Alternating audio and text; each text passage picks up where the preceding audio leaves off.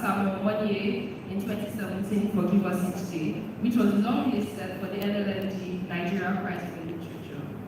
We also have Alex Kadiri, who won in 2020 for Sunshine, and Tomiwa Akini, who won just last year for the People as Students. And it's been a tradition for us to publish and present the winning books by the next award of the year.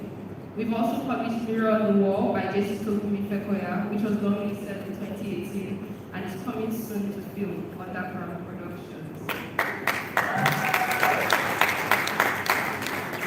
And Guilty by Kenyan writer and journalist June Tatia, which was a runner-up in 2019.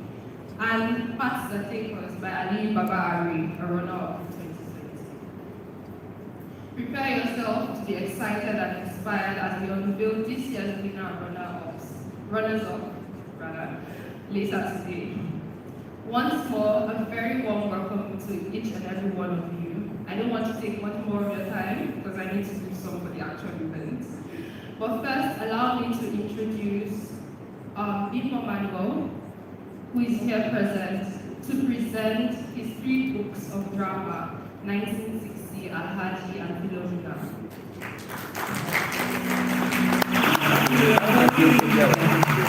Bimbo Mango is an award-winning actor, writer, voiceover artist, and content developer who started his life in entertainment as a broadcaster and TV shows.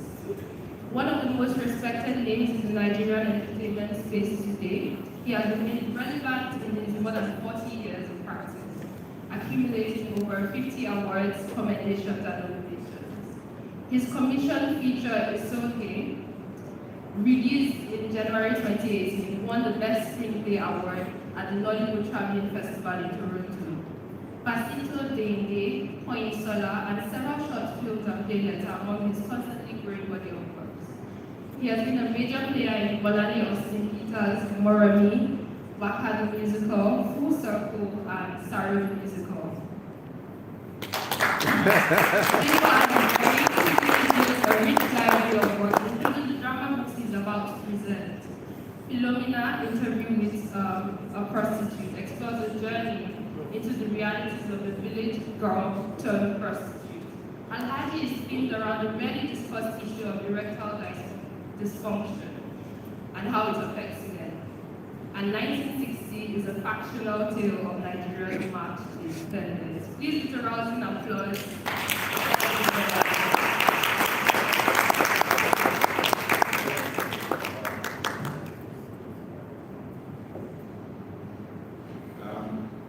I honestly don't know how these things are done, but I'm here.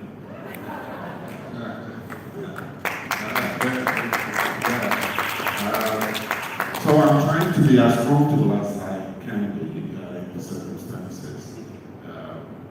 Not really knowing which one to do first. I have to talk about myself, but she already did. And I was wondering as she was going on, what else do I have to say about these books, these plays that have just been released, like Quramo. But I'll just go over there and point them out to you so that as you, lovely. Thank you. Someone was also thinking before me. Thank you. This is 1960. Yeah. It's written by Bimbo Mango. You see, 1960 is a child of some of those interrogations, casual interrogation, casual conversation. Some of them formal, some of them also heated, some of them just family style about our country, Nigeria. And the conversation about what is right, what is wrong, how to deal with it, who has done what, and so on. I was reading the papers not so long ago about the people that have earned themselves or have been nominated, however, for national awards. And I was thinking to myself, how about all the other people who do not have a voice, who nobody is ever going to recommend? Whatever happens to them? Thank you, sir. It's the reason that I wrote 1960, because it looks at the people that we never saw in the struggle for independence in Nigeria. It's a factional dramatic piece, a healthy mix of facts about Nigeria's history and a hefty dose as well of drama and dramatic license. But it talks, it's full of music, full of dances, full of great drama and heavy quotations, the type that you would probably throw at someone when the occasion permits. That's 1960. And there's also Alaji. The theme of Alaji is one of those most uncomfortable ones. Men,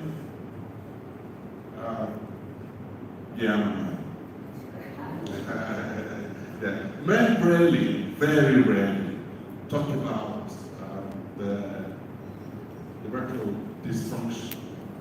Very rarely. Not even to the closest friends, I found out in the course of researching for this. So even the doctors have an issue getting them to get to that point where they start to say, look, guy, this thing is not working.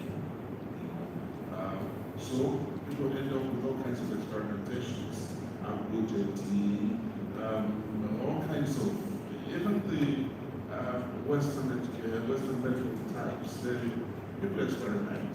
And of course, a few people have died in the process in trying to be men. And so Alaji asked the question, really, is there a cure for it? Erectile dysfunction? Or is the cure inside of us? Is it in the family? That's the question that Alaji is asking. And I should also mention before I go on that Alaji has been performed at least once. Thanks to Bolale Austin Peters here. We really have. Thank you, BLP. Thank you. We appreciate it, truly, truly. And we've also been going around the country with Philomena. We performed Philomena in Port Harcourt, and we've also played in Abuja. Massive audience, excellent reception, and we're hopeful that at some point in the first quarter of next year, we'll be playing Lagos as well. Please try and do that. And yeah, that's about all. But Philomena, as the title says, it's an interview with a prostitute. This particular play, the idea came when on a visit to Abuja, I ran into a live streamer. It was my very first exposure in my very ancient life. I was not a Lagos boy that day at all, because I didn't know how to relate with her. I didn't know what to say to her. To me, she was not really human, because I couldn't imagine that anyone would wake up from home, walk into a public place, and stream to entertain them. I couldn't understand it. I still have an issue trying to explain it now. But I held an interview with her. It was true. Of course, I had to protect her name and all that. Even the facts of her family, if I had revealed her, I would have been able to trace who she was. But this is true. I just turned to the street bar and it was to a prostitute. And the arguments are incredible. The judgment of society, sadly, has been rather elitist, has been rather thin. So there's very little patience for people who are in such positions to explain themselves, how they got to that place. Yes, we may also be quick to say, well, they wouldn't be the first to be in such situations. But take my word, some actually have very, very little choices. This is the story of one of them. That's Philomena, interview with a prostitute. The books are out there, just outside the door here. Take as many as you want. And I'll be there. Yes, I'll be there. On instruction of my publisher, strictest instruction of my publisher, to be there and autograph as many copies as you want. Thank you so very much. I'll appreciate it.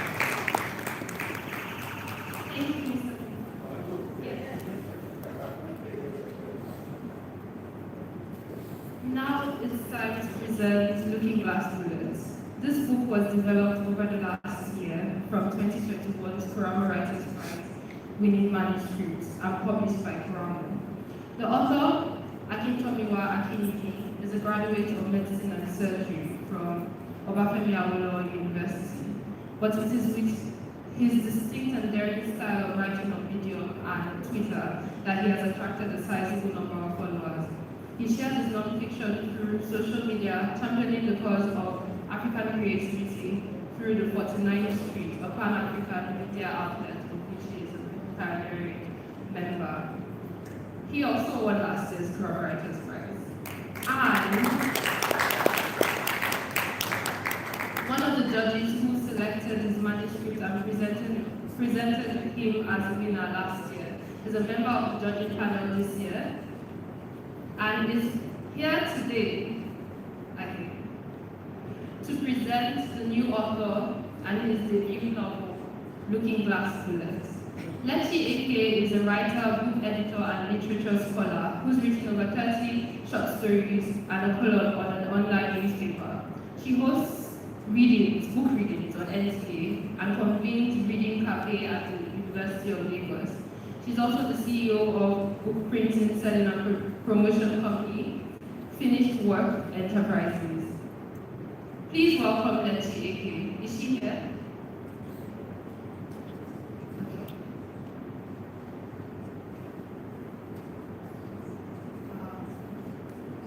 Pardon me.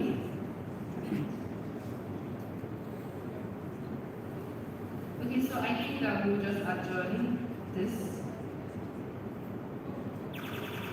Okay. Is Aki Tomoa here? Yes. Okay.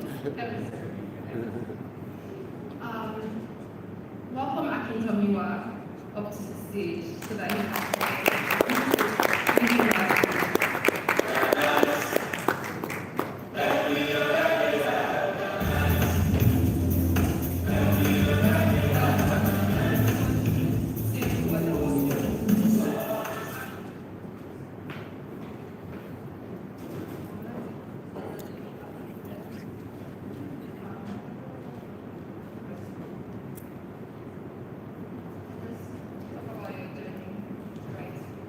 Good afternoon, everyone.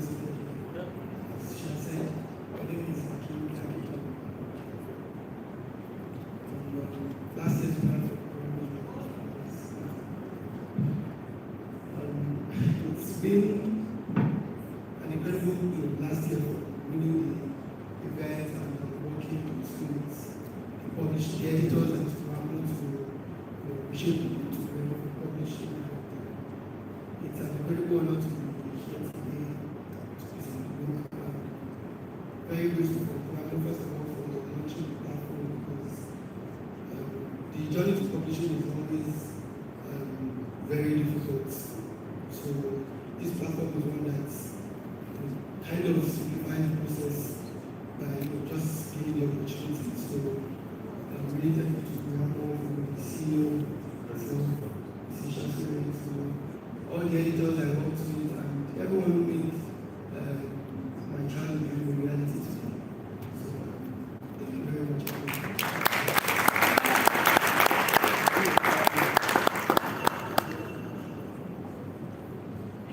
Thank you, Akishua.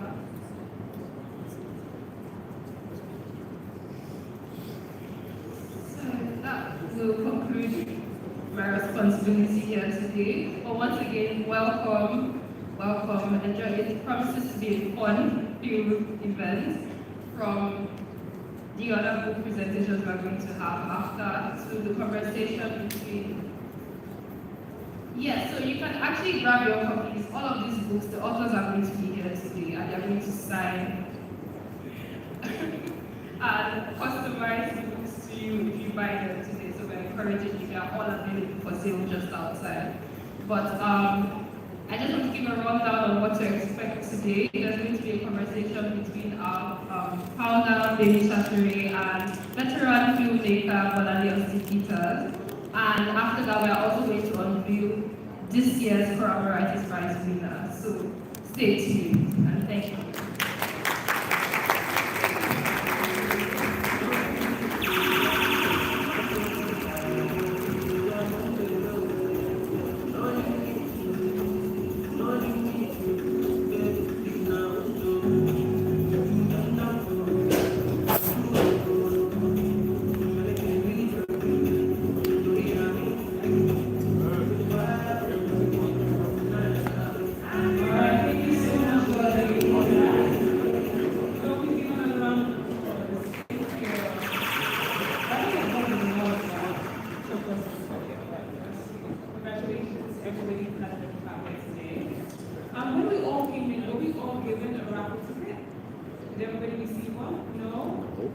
No raffle tickets? Volunteers, can you please ensure that everybody has raffle tickets? Our partner Puma has given us quite interesting pieces. We'd like to give them away today in the raffle draw. So we're trying to make sure that everybody gets a raffle ticket to stand a better chance. Everybody likes a good awoof. Yeah, the more the merrier, as they say. But yeah, the whole theme of, I guess, Q-Fest this year has been, Africa positive as well. So Tamara and I have been trying every day in terms of our outfits to be very Afrocentric. I don't know if we're looking good. If we're looking good, make some noise. Yeah? Exactly, Afrocentric ways. Yeah. I also noticed that quite a bit of people have come in that missed the recap, so I just want to do that really briefly. DJ, team, do you have a video feed? Alright, so if you guys can just watch the recap video of what happened the last few days, and a little bit of context on what today's going to hold for you guys. Go ahead. I feel like falling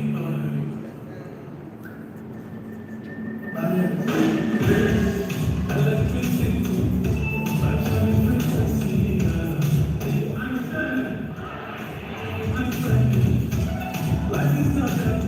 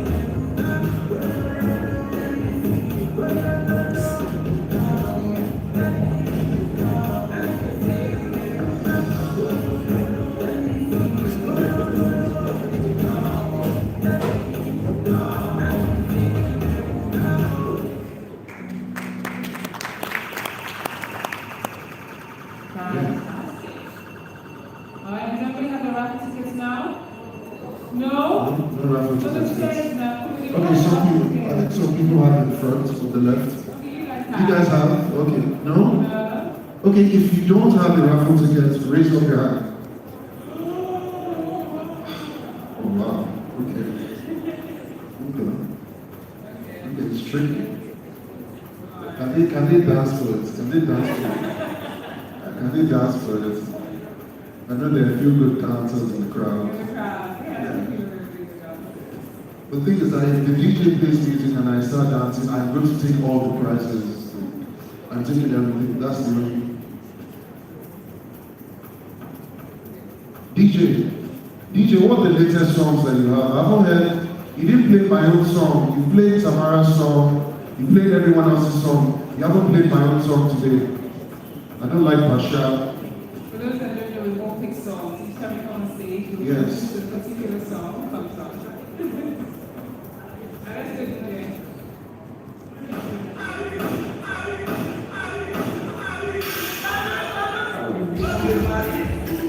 You guys, I need some encouragement.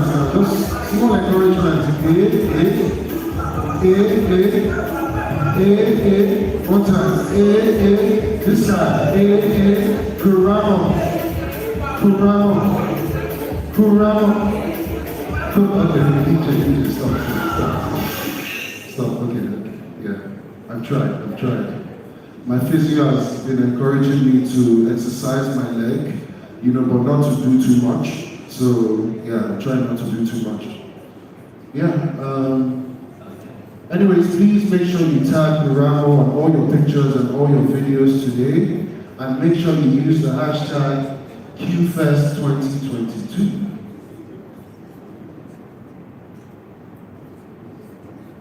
Alright, so I'm going to do that kind of like trivia game. Okay. I'll wait for everybody to get their rapid hits. Can you please ensure that you get the rapid hits? Thank you.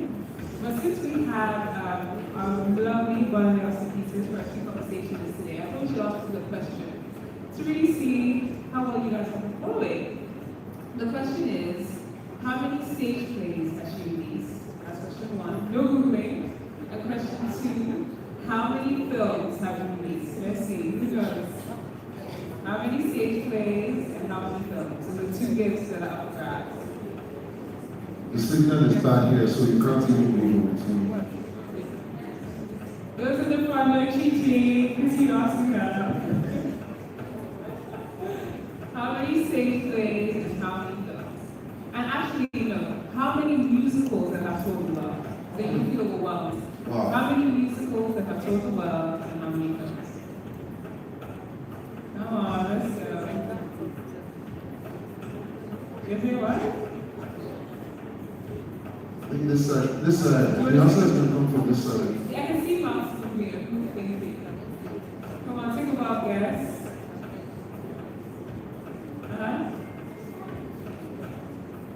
Seven. 5 what? 5 stage plays. Okay, that's one answer. Do you have any other answer? Any other answer? I suspect this answer. Any other answer? She could be wrong. I suspect you. You have an answer for 5. Anybody else have a answer? 7. Someone is saying 7 at the back. Okay. Someone is saying 7. Nice. Go to 7. Who said 7? Man up. So we've got 7 and we've got 5. That's for stage plays. Nobody has said anything about the films. Oh, you said 5? 5 for stage films. 5 films, okay. So we have one answer for films. Anybody else? Come on, guys. I can see some people saying. This side is a bit quiet. I can see them debating there. I think that auntie just put on her Wi-Fi. What? How many stage plays has Bolali or St. Peter's put together? They have told the world. I'm told the world. They have told the world. One person says 2? You say 2 as well? Okay. 5. For movies, you say 3. Okay, so we have 2 answers for movies, 4 answers for statement. You say 4? 4 movies. Okay, I got you 4 movies. Who else again? Jenna. Oh. 135 stage play. 100. Oh my God. Wow. Accuracy. Come on, anyone else? We're very close. We're very, very close. We're going to take 2 more answers. Come on, guys. 2 more answers. 2. Yes. 3. 3 movies. Okay. What are stage plays? That's what it was. 5 or 7? Are you sure 7. Which one's 7? Okay, 7. Okay. So 7 stage plays are told the world and 4 movies. 3 movies.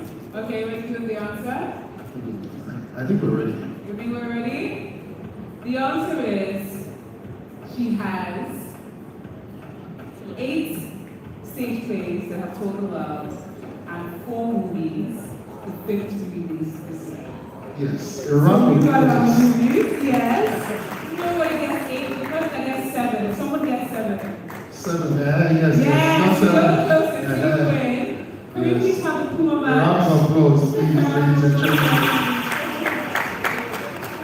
That was fun. Okay, now we can do about football. I think we're ready with our, we have our tickets now, we do, okay? Okay. I think I need the box.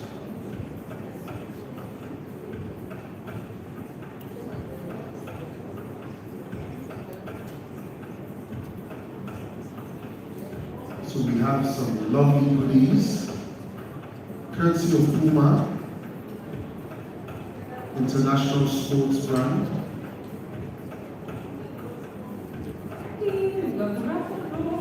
Okay, we're ready.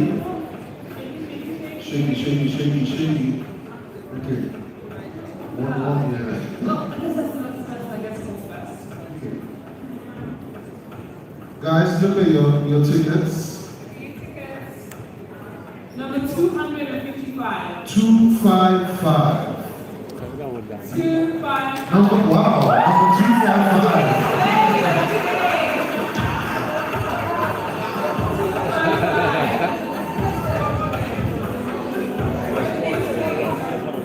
Are we allowed to give him?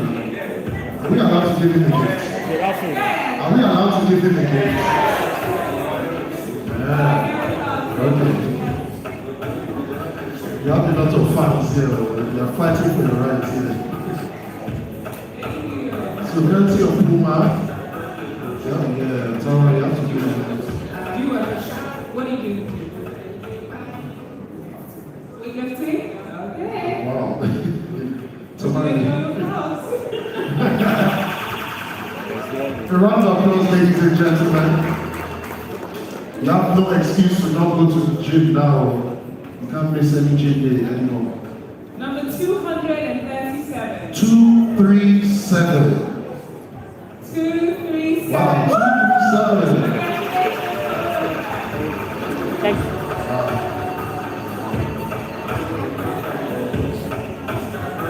You have to check this man's number. We have to check the number. Let's confirm his number. I don't trust this man. 237. 237. What's your name and what are you going to do? You work out? You don't? Okay. So we do something that will do it. And you ever had to see it? Yes, courtesy of Quramo, ladies and gentlemen. Alright, let's go again.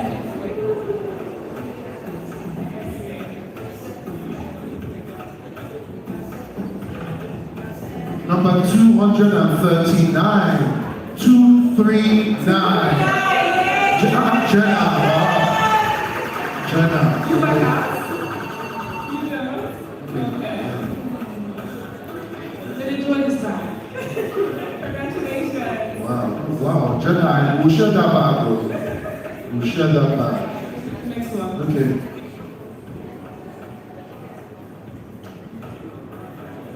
Okay. Sorry, I'm right-handed. 253. Number 253. Anyone? 253. No, going.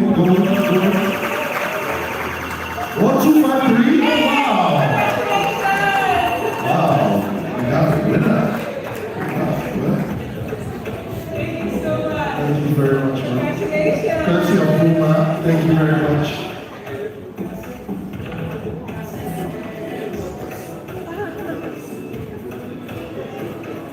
Okay.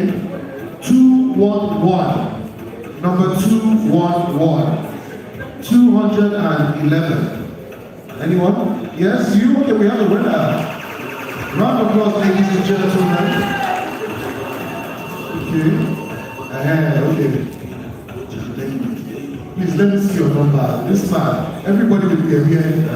211. Good. Thank you very much. Courtesy of Quramo. Thank you so much. Right, a round of applause, ladies and gentlemen. We've had a lot of exciting partners this year, from Echo Hotel to Uma to Airtel to Revive. The list goes on, but I think it would be most appropriate for the executive publisher and CEO of Quramo Media to come up and give a address. Can we all give a round of applause? A round of applause, ladies and gentlemen.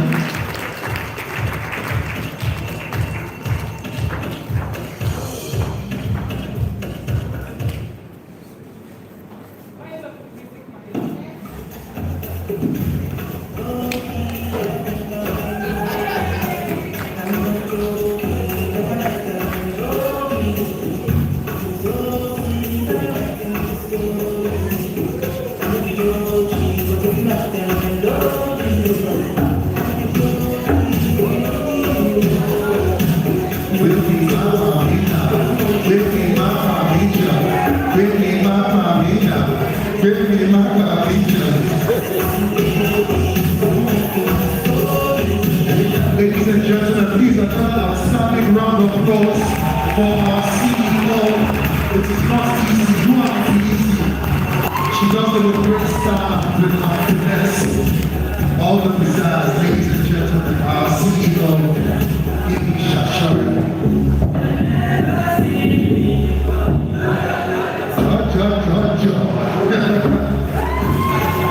DJ, bring it down. Right now. And I remember a dance off we had somewhere in Europe, Bologna and I, of course, at one hand, she'll come and tell you guys. But you judge today when she comes up with it. Welcome, everybody. Ladies and gentlemen, for the last 6 years, I have said at the beginning of the finale day, all book lovers, welcome. But today, I add welcome to you all, lovers of words. Every year when we gather at Key Fest, as we have done now for 6 years and counting, we do all of these. 6 years and counting, we do all of these for each other and for our community. This is enough reason to celebrate, and I celebrate with each and every one of you today. You must have seen many innovations at this year's festival, including the theme itself, Africa Positive. Africa Positive captures the essence of modern-day Africanity, African creativity. It's a good time to be African. It feels good to be African. The Africanness we have all come to be proud of. In this year's festival, we sought to show that Africa Positive is a creative attitude based on dignity, respect, and fairness, but also soulful and soul-filled creatives who have used words to express themselves in creative ways for centuries. Dignity, that basic idea that by virtue of our common humanity, no matter where we come from or what we look like, we are all born equal, touched by the grace of God. Helping one another, yes, helping one another, this is quintessentially African, and it shows up in all our creative collaboration. We are all drawn to this African positive, so let's harness it further, stronger. Africa Positive also means we accept that every person has worth, every person matters, every person deserves to be treated with decency and respect. In fact, to sum it up, many things are positive about Africa. Many positives are undisputedly African, and positivity has now become synonymous with Africa. Even though we are exporting many of our positives out of Africa with the diaspora group called Japan, there's everything good about Africa. Africa Positive is shown in the process we all go through as creatives of passion to profit and back again. Passion to profit and back again. Where are you and where do you stand in your journey? Passion to profit and back again is so important, it bears repetition. Where do you stand in your journey? You see, Africans are given to quashing the passion of young ones in art and creativity. This practice is still rampant, particularly against girls. We must stamp it out, otherwise Africa will remain the poorer for it. Whatever stage you're at, never forget that passionately pursuing the dream will come good. Please don't quit halfway. You must push all the way. You are part of the larger purpose that we all fulfill in the creator's economy, an economy that is crucial to Africa Positive. As always, one of the highlights of this event is the Quramo Writers Prize, a literary award dedicated to selecting unpublished authors whose manuscripts are found deserving after a 3-stage evaluation over 6 months. This is done by our independent judges made up of great literary minds in their own right, individuals known for their integrity and their critical minds. This is the end of the 2-year tenure of this set of judges, our panel of distinguished judges, headed by Judy Dada, who is an award-winning author, playwright, screenwriter, and filmmaker. The other judges are Lechi Eke, who we were waiting for earlier on. I don't know if she's in the room now. A prolific writer, editor, and convener of the Reading Cafe at University of Lagos. The third judge is Abubakar Adam Ibrahim, also and an award-winning writer too. We all eagerly await the unveiling of the 2022 winner of the Quramo Writers Prize, who, as I speak, is only known to our 3 judges. So why they're not here is making me a little nervous. They're keeping it tight-lipped and professionally confidential, until it's time to unveil. To our long-listed entrants, good luck. I am delighted to have Bolani Peters, my sister, as our key conversation guest, which is one of the highlights of the finale of the Attitude Fest. We are also proud to partner with Forbes Books in the reprint and the African distribution of the bestseller A Love Affair with Failure, when hitting the bottom becomes a launchpad to success, by authors Akitoye Akindele and Olakunle Shorin. Dr. Akintoye Akindele and Olakunle Shorin. We have had workshops and masterclasses and a number of stimulating panel conversations and engaging sessions, like I said, what I said, the top podcast at the moment, and for a while, I'm sure, judging by the crowd we saw here last night. 2 Truths and a Dirty Lie, Confident and Killing It, and our Word Slam. We were particularly delighted to collaborate again this year with Parisia Publishers, the Nigerian Publishers Association, and Narrative Landscape Press to bring you some truly engaging sessions. At this juncture, I'd like to give a big shout out to my crew, the team that put this together, the Quramo team that put this together. It's Samaru in the house. Please come forward. Samaru, Lolade, Tamara, Laju, I'm not sure Laju's here yet. Headed by the one and only son of mine, Toby Lola.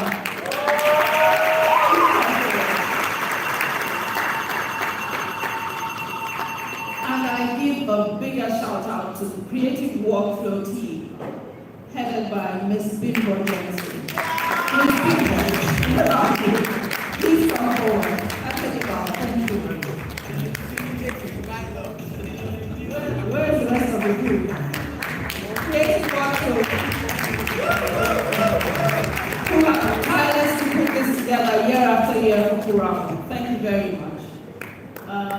Well, we have only one person. We don't know where Toby is, missing in action somewhere. So they stand here. Nolade was here a moment ago. You spoke to her. Hi, Atike. She used to be one of our judges back in the day.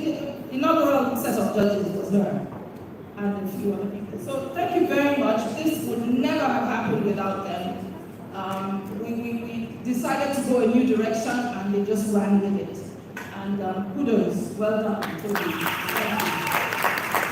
Special thanks to our sponsors, the Hotel and Suites, Platform Capital, Lotus Bank, Puma, for encouraging Airtel, for encouraging passion to profit.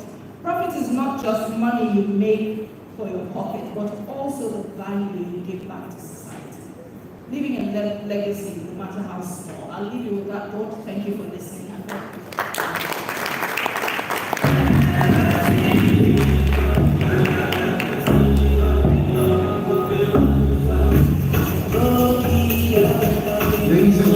Please make some more noise for our CEO.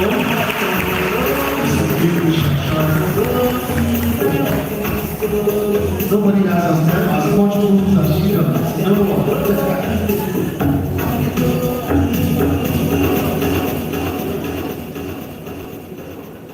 Thank you so much, yes. Thank you.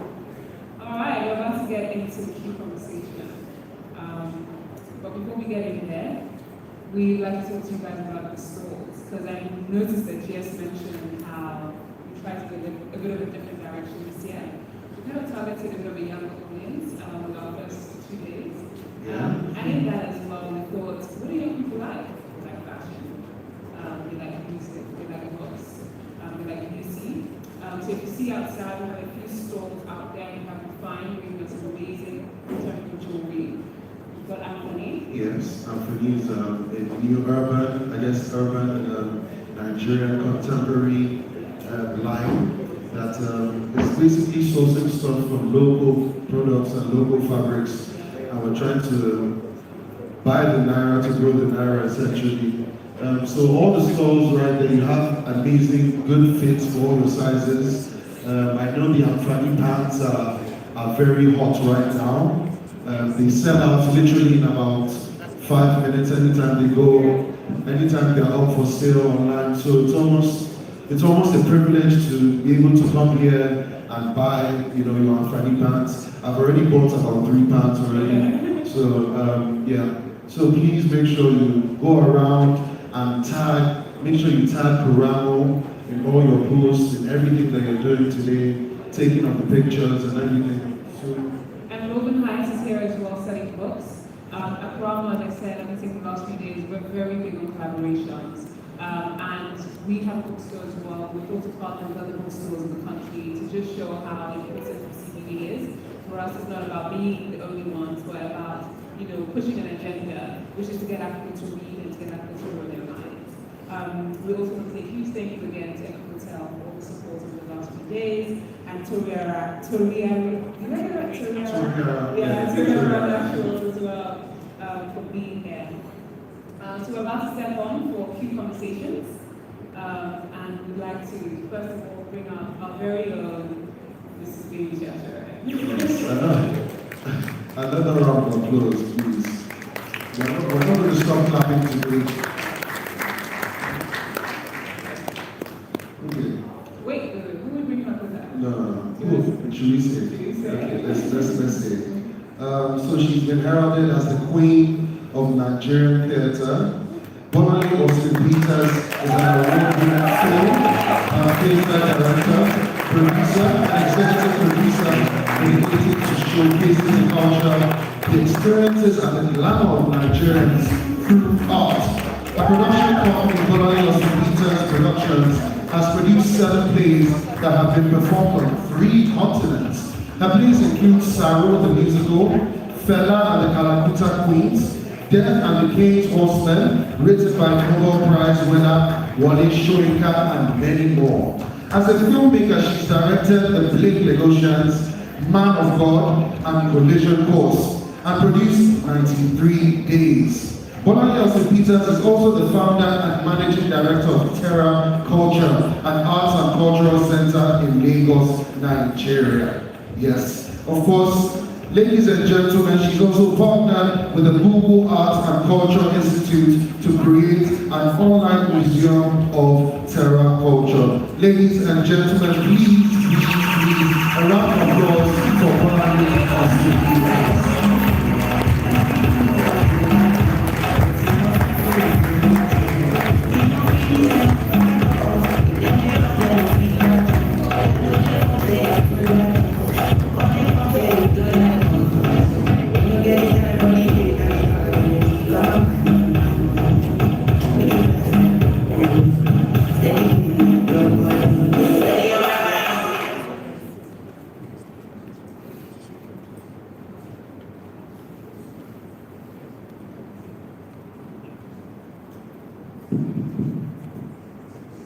Welcome again, everybody. This is the part of it. Welcome again. It gives me great pleasure to bring Bonnie to you this evening, because we do this all the time. We're always gisting and talking, but I thought, and the rest of the team thought, that she was best, fit to sit in this red chair to inspire people, because that's what she does every day. She wakes up in the morning, brushes her teeth, and then she inspires. So we thought that, why not? Maybe we'll hear a few things you don't know about her, because it's all out there. She said to me this morning, what am I going to tell her? It's all out there. I don't have any secrets. So we'll reiterate what it is you know, highlight those things that you know a little of, and present to you BAP herself.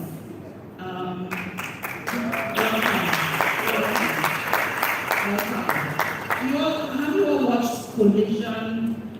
Yes! Have you all watched, they have watched it on this side, Collision?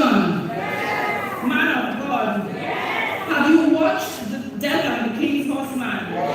Fella and the Calcutta Queens? We want to know, I want to know, how does all this success, how has it been?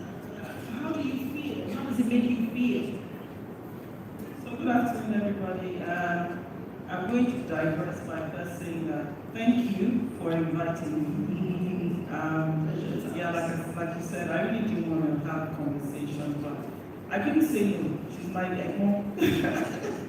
And she's been very supportive of me all these years. And I also want to take this opportunity to thank a couple of people in this room who have been extremely supportive of my journey all these years. They might not be aware, so I'm very fortunate that you all are in this room today. So I'm going to address. I'm just going to quickly say thank you to all those who helped me birth this particular dream called Terraculture. It's 19 years now. It's been difficult running a company in Nigeria, as you must be aware, and a public one at that. But through the grace of God and all the people, some I might miss out, but today is Joseph Moikon, my right-hand man. Today is his birthday. Happy birthday, Joseph. Himself and his wife, Mrs. Moikon, thank you for being a supportive, what do you call that, right-hand general. Well done. Happy birthday. And then, when I wanted to start the musical journey, I reached out to certain people. So what you see today as this massive rollout of musicals in Nigeria started from Terraculture. And it was because a couple of people supported my dream. Today I have a girlfriend here, her name is Adesua Dozie.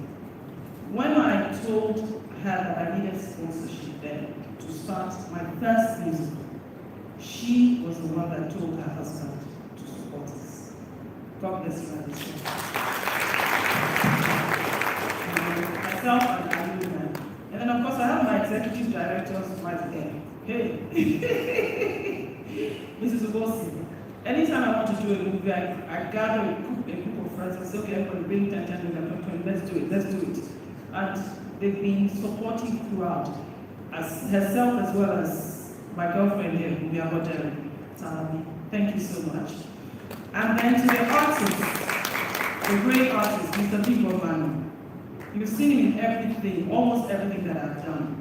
This man supported us even when people didn't know that we had what we had inside of us. But he was there throughout as an artist, as a brother, as a supporter. So it's very fortuitous that today, it's your booth that are being announced today, and I'm here to well done.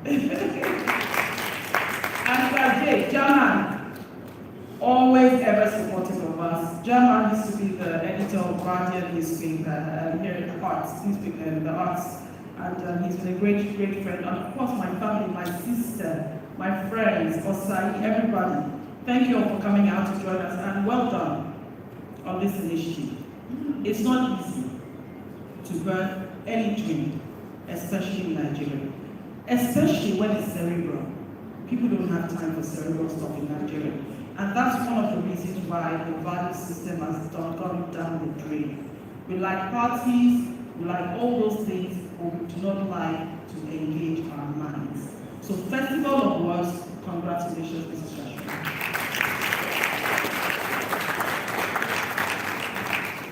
So out of all these hits,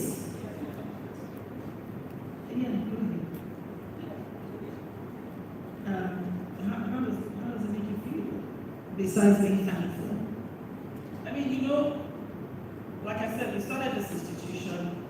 The focus wasn't on trying to make hits or trying to be popular or trying to make a point. We started Terra Culture because it's what I wanted to do. I love the arts. I always loved the arts. I love to dance, like you said, because for some reason we didn't get to dance. I love literature. I love history. And I believe that if you know your past, it probably will assist you a lot in knowing where your future is. And because life imitates art and vice versa, I've learned a lot from literature. And it just makes me a finer person. So for me, I do it from the passion. I am a very passionate person. Whatever I want to do, if it's fashion, if it's dance, if it's whatever it is, I do it with that energy and that passion.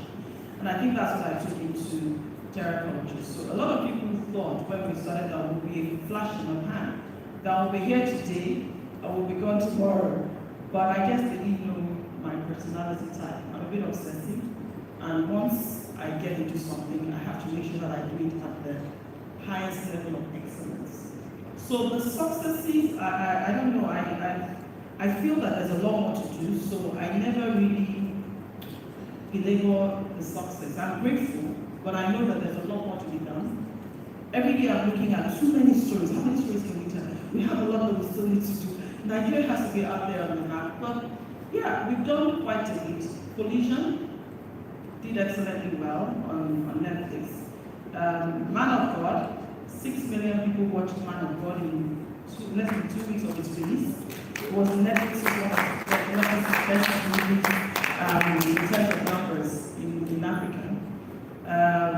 Blake Ocean did actually well as well. So we're looking forward to our next movie, which is Polaris on TV. It is ready, but we delayed it to come out next year so that we can at least take a breather and enjoy Collision and Man of God's success. Stage plays? Yeah, you know, with the stage play thing, Which is your favorite of all your stage plays? That's a difficult one. Yeah. I don't know. Which ones did you all like first? You know, they come off different. Fela and the Kalakuta Queens was a lot of fun in terms of the aesthetics, the costuming, the dances. Because Fela's music is also very popular, and that's why it's traveled. It's traveled a lot more than other places. It's been to Dubai, it's been to South Africa, it's been to Egypt. So people keep asking for it. But I think in terms of my own creativity, Death and the King's Horseman. I watched Death and the King's Horseman. I said, you are possessed. I don't know where those things came from. The drums, the spiritual walk. Then I knew that I was on another level of intense creativity. So Death and the King's Horseman probably, and Morally. Morally also. With Morally, I went deep. I don't know again where I got it. I guess with everything, the more you do, the better you get. So I'm able to carry my mind out of the physical space that we're in, and when I'm jogging in the morning or exercising in the morning, I think of great things, and it's those things you see on stage. So is there anyone that you think you could have done better? Is there anyone you think you could have done better? With every work of art, you always think that you could have done something better, but I've learned not to beat myself anymore. When we did the first hour, I was so upset. But then I've learned that you take the lessons from the last one, you plow into the next one, you get better. The important thing is that you keep getting better. There is no finality to arts, there's no finality to excellence. Just keep pushing yourself, and get better with each project. So you're actually a trained lawyer with years of experience and training in the profession. Did you ever see yourself in theatre or film? Did you ever believe that you'd be sitting in that chair talking about your accolades? Not at all. I know that I practiced as a lawyer with the United Nations, and a couple of years later, I came back to Nigeria. It was fun. It was great. When you see the world, you do great things. You're very stylish. You're fun. You move with very wealthy people. It's okay. It's cool. But then after a while, you ask yourself, okay, really, is this fun? So I came back to Nigeria, And then I worked in a law firm, actually. I worked in a law firm. I think your husband was a partner in that law firm. I think they didn't like me, so they kicked me out. I was very happy. And then I also moved to... They kicked you out, or I kicked them in. I left, I didn't enjoy it. And then I worked in a oil company. Again, it was the same thing. There was a lot of... for me, it's not always about the material things, you know. There's a higher form of excellence I'm thinking. There's something else that I'm thinking in my mind, and when people are still focused on the mundane, it bothers me a little bit. So I was sure that those places, I worked on an oil company I didn't get anything from it. It was just a lot of money, but no satisfaction. That was when I decided to do my own thing. And that's when I started Terraculture in 2003. So your evolution in the arts, can you talk a little more about that? So Your evolution from early Terra days to MasterCard, MIT, Google, Netflix, all these collaborations, doing huge things. Can you talk about that? yeah, you know, the journey with Terraculture is like the journey with any institution. It takes a while to get there. But I think people are always in a hurry. They think that you can achieve excellence in a day. It's not possible. Except you're extremely lucky and you must be one in a million. So Terra's journey has been a journey of little steps that are amounting to great steps as we go along. It's been 10 years of pain at the beginning. Nobody saw my pain. It was very painful to birth the vision. People didn't believe in what we were trying to do. A lot of people didn't understand what I was trying to do. I'm not sure I understood what I was trying to do either. But I knew that I loved what I was trying to do. So it was about identity. That was how I felt. Terra was based on me wanting to sell Nigeria. Being in Nigeria, being the black thing, being Nigerian products wasn't that popular in the early 20s or late 1900s. So I said, if I was to define me as a Nigerian, have a look abroad and see what other people do with their culture. I said I was going to look at our visual arts, our food, our performances, and our literary arts. That's what informed my founding of Terraculture. And in doing all, as we went along, we evolved. From the visual arts, we evolved from being one of the biggest galleries. We became an auction house. Now we've sort of like reduced that side of our business because that area of the arts has evolved. Festivals are here. People love the pop-ups as opposed to galleries. So we evolve with time. The same with our productions. We recognize that stage plays were not very popular anymore. And we recognize that Nigerians loved music. So we infused music into our stage plays, and that was the magic. All of a sudden, people loved theater again. And the same with movies. When we got into the space, people used to complain. A lot of us didn't watch Hollywood. So we went in there with the intention that we were going to make sure that whatever we produce would be consumable for people that are not Nigerians. So we focused a lot on stories that cut across, as well as the technical part of things to make sure that they're excellent. So when you're looking at, you don't argue about, oh, the sound is terrible, the quality of the filming is terrible. You can't say that anymore. And those are the things that we're trying to bring to the table in telling our Nigerian stories. Now, when you sow a seed, with time, it begins to germinate, and that's what's happening with Terraculture. Years of hard work, years of sowing, years of excellence, people are beginning to discover us. So Google came over. If we didn't produce that content, Google will not come over to us. So they had all that content sitting there, and they said, listen, let's put all this together into a museum, an online museum for you. That's how we partnered with Google. So when I'm gone, 100 years from now, 200 years from now, people will be able to access all this information about Nigeria, about our food, our culture, our style. And this is the problem we have now. A lot of things are not archived. But they have seen that. They have that foresight already. They started archiving every single thing we've done at Terraculture for the past 20 years. The same with MasterCard. MasterCard happened because we had been training a lot of young people. A lot of the actors, dancers, musicians that you see today, a lot of them actually started their journey at Terraculture. And what we did was we trained them on skill sets as well as their ability to survive as entrepreneurs. So MasterCard is coming in Nigeria, they're looking for somebody who has invested time and energy and effort in these young people. So naturally they come to us and fund this academy that we started. I think there are talented team members out here as well, Chair Academy for the Arts.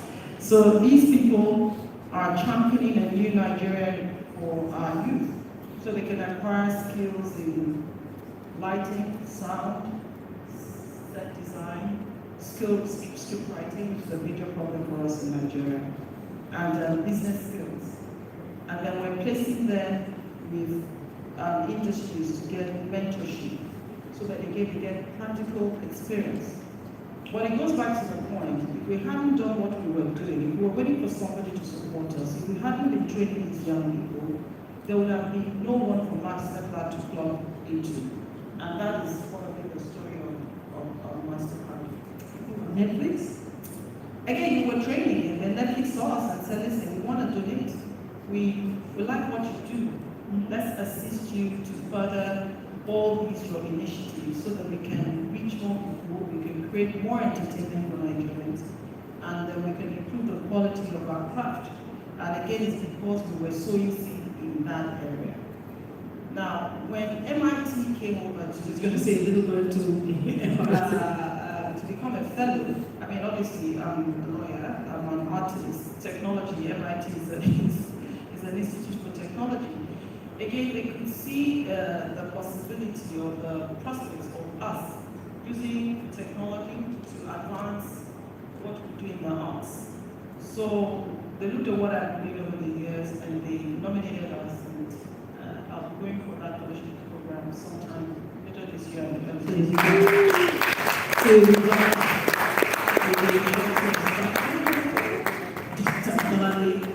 Doctor and Dr. Austin Peter. It's actually very interesting.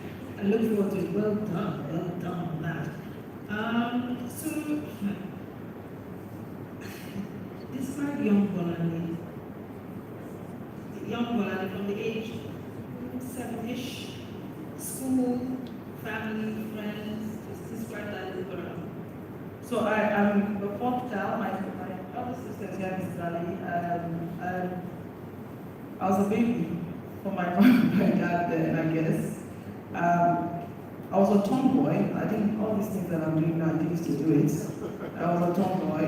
I really always just wore my shorts and my spaghetti star and boots. That's what I did. I only changed when people said you have to do good. I'm not into so my default is casual, easy, fun-loving. I was a very fearful child. I was extremely fearful of the dark. And I think that's what helped me in life, because I struggled to be alone in the dark. I struggled to be alone at any point in time. And I had to confront my fears. So in traveling the world, in doing crazy sports, in living alone in the middle of nowhere in Ethiopia, on the border of Sudan for 2 years all by myself, I discovered myself. And I realized that there was nothing to fear apart from fear itself. And I think that all of us have our fears. I mean, the things that make us anxious, the things that put pressure on us, the things that make us feel that we need validation, and those things are the things that weigh us down and don't allow us to fly. So in confronting those fears at a very early age, I found myself. That's why I'm never afraid. I can do anything. You want to fight, I'll fight. You want to laugh, I'll laugh. You want to, so I give life what life gives me. So that is something I had to take. I had to take charge of my own story. I had to take charge of my own destiny. And that has been a very useful exercise for me, discovering myself as I went along. And one of the things that was very helpful in me discovering myself was my prayer life. A lot of people discover God later in life. I discovered God maybe around 14, 15. we passed to Lupi in Ibadan, and the rest is history. So I'm very grateful. I'd like to give confidence a lot of times. So if young Balamin was sitting in this chair talking to you, would you be surprised? I don't think so, because like I said, you see, a lot of us, the reason why we don't optimize our potential is because of fear. So the minute I knew that I was not afraid to live life, I knew that the sky is the limit. Anybody, see, the greatest fear is the fear of failure. People are always afraid to try things. You're going to be knocked down, you're going to fail. Failure in itself is some form of success because you learn something. So I'm never afraid to try out new things. I'm not you just said it, I'm not a director, I'm not a producer. Just for myself, at times we look at ourselves and say, oh, we're crazy shy. We say it because it takes a certain level of boldness and confidence to come into a space that you were not trained to be in, and to go in there and do things at a level that adds value to the space. So the understanding that there's nothing to fear. Just do what you know how to do best, and keep sowing time, and things will come your way. I think that's what has always been my mantra. So to the young children, up and coming millennials and whatnot, talent, ambition, love, which would you what would you tell them which would you tell them is a recipe for success? Talent, ambition, and love. I think it's a combination of the three. There are people who work hard, and for some reason the element of luck is missing. So that luck is what some people call grace. So we need grace. Because I'm not the most hardworking person. I'm not the most talented. So there's grace that is abundant upon my life. So that is important to note. It's also important to know that everybody has a talent. The Bible talks about everybody being given a talent. It's how you sow your talent. Some bury it. Some go water it and multiply it. Some even return it back to their maker on their way back to God. That I didn't use this talent to please. So it's your choice. You just need to find what your talent is and hold it and work, like I said, work well at it. So if you discover what works for you, you push yourself, which is what you call ambition, and then you pray for grace. I think those are the three things. Mentorship, mentoring, what do you think? I mentor a lot. It's It's a lot of work. It's an area that we all need to apply ourselves more in Nigeria as older people, because we can see what is happening with our educational thing. The sector is in shambles, so we need to ensure that all of us give back. And I spend a lot of time talking to younger people. I have a lot of young friends, and I work with young people. And every day I realize that my life is a story, your life is a story. I try to bring them into my story every day and tell them that there's no shortcuts. There's no recipe that this is the way to be, but you can at least look at those who have gone ahead of you and see where they made mistakes so you don't make the same mistakes. So I mentor a lot of people. Yes. Who mentored you? I think my mentorship came from first family. My sisters were a very tight unit, and my brother. So we talked to each other. When I'm going left, they say, maybe you should just right. Then when they're going right, we say, okay, maybe you should align yourself to the middle. So that constant talking to each other helps you keep a focus on life. And then, when I started Channel Culture, I was very fortunate to meet an incredible man, Mr. Tiger Miracle. He taught me business. It was really good. He would tell me things like, somebody's owing you money. But you can't. Somebody owes you money. They owe you 1 naira, 10 naira, and they bring 1 naira. Collect the 1 naira. You can't say you want the entire time. You don't let money walk away. He taught me business. He taught me about investing. He taught me a lot. And then, of course, I have a very incredible guy as a husband. He's also extremely supportive So I'm fortunate again because when times are hard, some of the risks that I take is because I know that I have somebody watching my back. So he's always there to say, okay, you're feeling like I'm don't worry, okay? So that also helps a lot. And I guess I learned hard work from my father. My father works very hard. And I work very hard. And my team work very, very hard. So the one thing that everybody is mad as a terror is you work. And I was like, my goodness. But they can't be lazy because I work I work just probably harder. So everybody works really hard. So what propels you?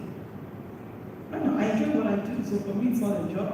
So I'm just happy being me. What propels Valerie? What's driving you? What propels you? I honestly wish I had an answer, nothing. I'm me. Just living my life, doing what I love to do, having a good time doing it, having great people around me. I don't like energy that is negative.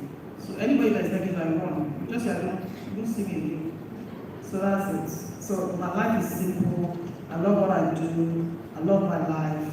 I love the people that I love. And that's nothing propels me. I just get up and do what I do. Do you have any regrets so far? None. No regrets. Not at all. What are you regretting? That is a journey. So if you had to start all over again, what would you do differently? Not read law, go straight into theater arts, get married earlier, get married. Maybe we would have done movies earlier because the amount of work when you do on stage and the amount of mileage you get is a fraction of what you get when you do movies. So with stage, you collapse the stage every time and then you come back. I was telling somebody there that we showed Fela and the Kalakuta Queens over 120 times. Over 100, that's like almost 120 movies that we've done, you know? Every time you build set, you rehearse, you come back, you stage, and then you reach 10,000 people without products. Now you do one movie. I don't know how many people are still on God now because that was just less than 3 weeks, 6 million people. You know what I mean? So you're like, oh my goodness, how come you were doing all this hard, breaking your back, when you could have just been doing the exact thing? But there's no regrets because what theater did for me was it taught me how to direct. And it taught us a lot of discipline. There's discipline in theater. And that's why our products rose to the top so quickly. You know, we had a meeting with Netflix a couple of days ago, and they were like, you know, wanted to meet with you because you're one of the best. See? Theater did that.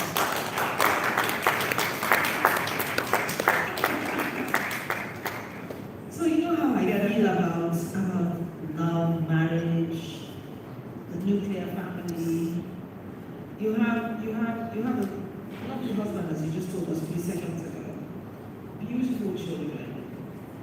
How's it been juggling with work, family life, love, girlfriends, bosom friends, frenemies, you know? How's it been? Juggling.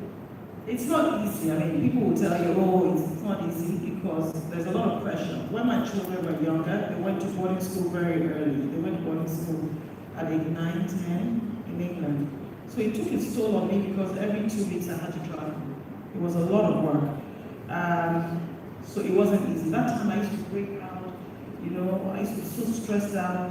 And then we couldn't afford the quality of great staff that we have now at Terra. So a lot of the work was on the few of us that were there. It was very, very tough. And then, you know, you don't have time for friends. You know, your friends that you love, you don't see them a lot because you're trying to build a legacy, you know, and somehow there's just no time. You don't have enough time to call up people to say, hi dear, how you doing? I didn't know how to do small talk on telephone, I have to be honest. It's a skill that died, you know, in the course of building Terra. So it's tough. It's very tough. It's also very tough running a business in Nigeria. So I don't run down any entrepreneur. It's very easy for people who are in the comfort of an office, somebody else paying salaries to criticize. I don't criticize entrepreneurs in Nigeria because anybody who wakes up and says, I want to create opportunities for others in Nigeria should be celebrated.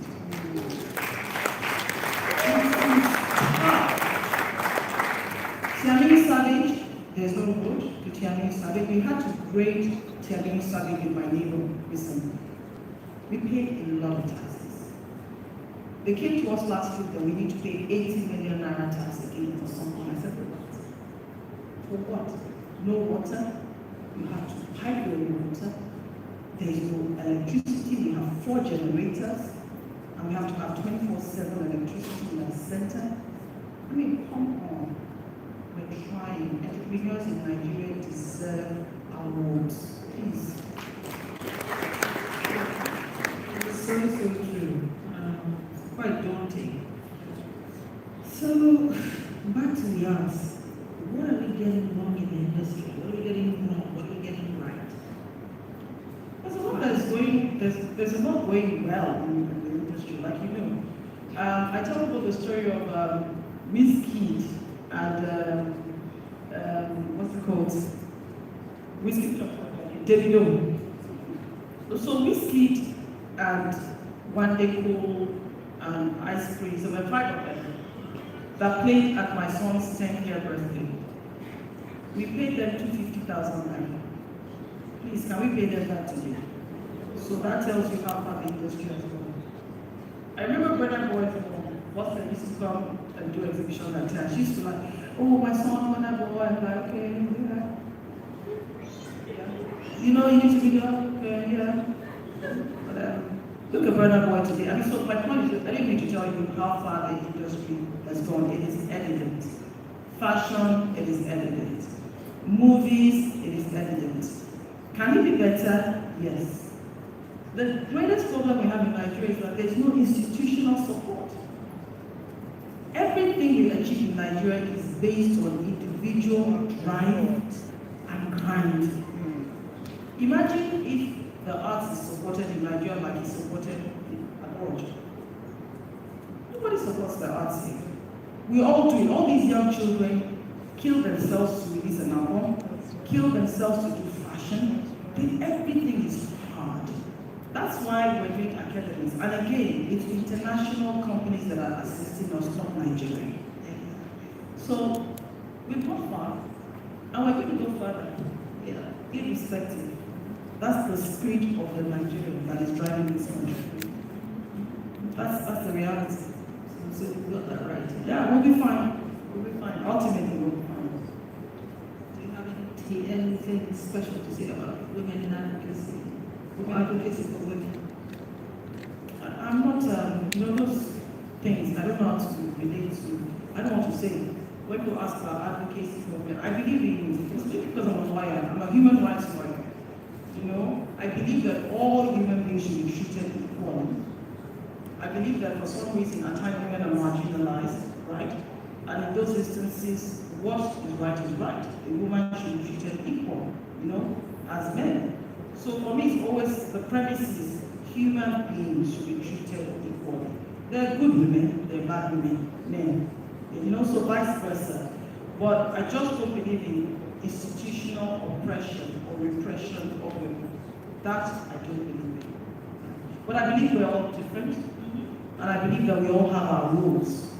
So therefore, I don't like this thing where we muddle up everything and say, I just believe that there's a reason why there's male and female. That's me, maybe I'm old school, I don't know.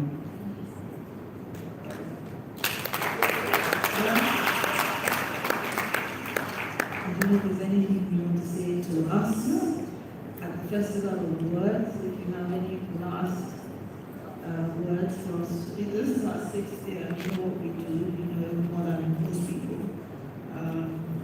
How it is that we're trying to hear new voices, highlight new voices in the arts. What do you have to say to that? I mean, you know, because you're selling words. I mean, words are powerful. It's through words God created the heavens and the earth, according to the Bible.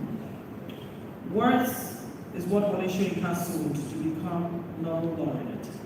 So words are powerful and they create. And I think that when people talk about Africa, they keep telling us one thing. We need to tell our own stories. Our stories are our words. Unfortunately, we never wrote our words down, so therefore, people don't know about us. They tell us things that are not true, and we believe them. because we don't write our words down. So you trying to do this for us is a labor of love, and posterity will serve you well. Because when our children's children are being told that their grandfathers, their whatever, lived on trees, there'll be literature to show them that, no, that's not true. They did not. When I tried to do a movie on Fumilayo and I was researching, and people were telling me, oh, they didn't used to dress like this in 1920s. I said, I don't know where you lived, but my own grandparents dressed like that. Because some people have evidence, written material that we can refer to. When we were doing an exhibition on Nigeria's fashion pre-1900s, there was nothing to refer to, legal material to refer to. So what you're doing is what, again, I keep saying, telling our stories for us in a very beautiful way, in written form. Because it's written tradition of storytelling or visual, the documentation of it, that will last the test of time. So well done, and don't give up. It's not easy, but one day, somebody will carry that load off. So well done. Ladies and gentlemen, Quramo